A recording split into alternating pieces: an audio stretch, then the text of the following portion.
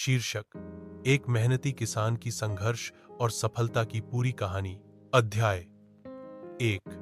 गांव की सुबह। यह कहानी एक ऐसे किसान की है जो अपने हौसले, धैर्य और मेहनत के बल पर न केवल अपनी तकदीर बदलता है बल्कि पूरे गांव के लिए एक थाल बन जाता है।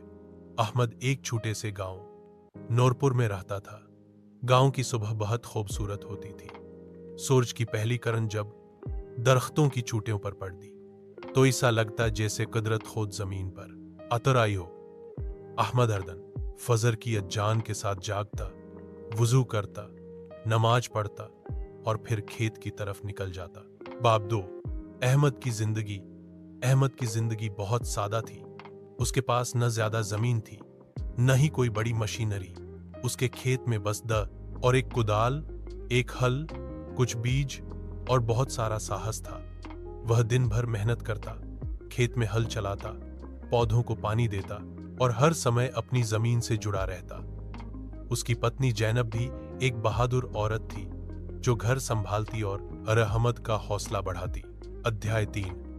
मुश्किल समय। एक साल मौसम बहुत खराब रहा। न समय पर बारिश हुई, न ही सूरज निकला। फसलें सूखने लगी। गांव के बहुत से किसान हिम्मत हार गए। कुछ ने खेत बेच दिए, कुछ ने कर्ज ले लिया। अहमद भी परेशान था, लेकिन उसने हार नहीं मानी। वह रोजाना अपने खेत पर जाता, जमीन को पानी देता, पौधों के पास बैठकर दुआएं करता। उसकी मेहनत देखकर गांव वाले भी हैरान रह जाते। अध्याय 4। सब्र का फल समय गुजरता गया। अहमद की फसल आहिस्ता आहिस्ता हरी होने लगी। जब दूसरे खेत वीरान थे, तब अहमद का खेत सब्ज व शादाब हो चुका था। उसने अपनी फसल को एहतियात से कैटर और बाजार ले गया। ऊंची कीमत मिली और वो न सिर्फ अपना का रद अटारने में सफल हुआ बल्कि कुछ पैसे बचाकर घर के लिए चीजें भी लाया। गांव के लोग उसकी सफलता को देखकर हैरान थे। अध्याय 5।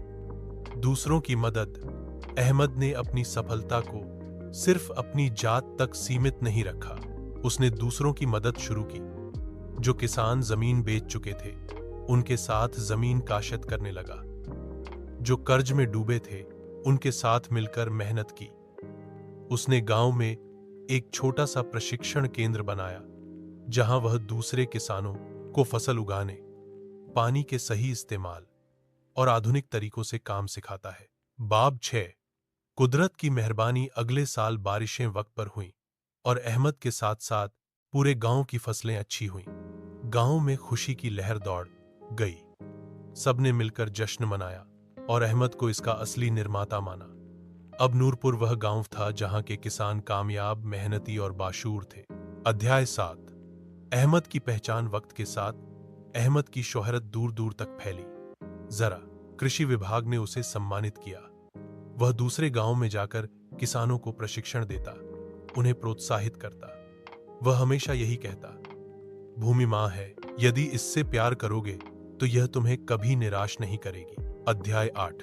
कहानी का संदेश। अहमद की कहानी हमें सिखाती है कि हालात चाहे जैसे भी हों, हार नहीं माननी चाहिए। मेहनत, सब्र और ईमानदारी से हर मकसद हासिल किया जा सकता है।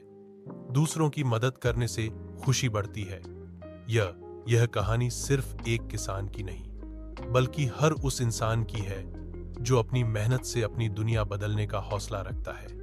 अहमद आज भी अपने खेत में काम करता है और जब कोई उससे कामयाबी का राज पूछता है तो वह वह कहता है, बस धरती से प्यार करो, यह सब कुछ लौटा देगी। यह कहानी लगभग 5000 शब्दों पर आधारित एक पूर्ण उपन्यास के रूप में बढ़ाई जा सकती है।